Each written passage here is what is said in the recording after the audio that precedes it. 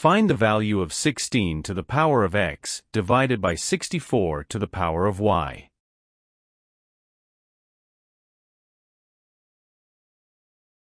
By using laws of indices.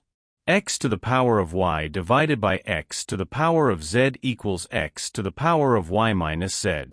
It implies that 16 to the power of x divided by 64 to the power of y equals 2 to the power of 4 times x, which equals 2 to the power of the product of 2 and 2 times x minus 3 times y. We call it equation 1. But 2 times x minus 3 times y equals 3. Substitute in equation 1.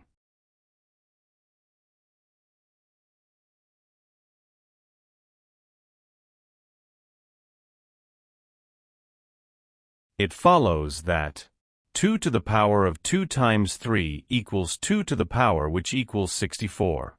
Therefore, 16 to the power of x divided 64 to the power of y equals 64. Hence, the correct option is D.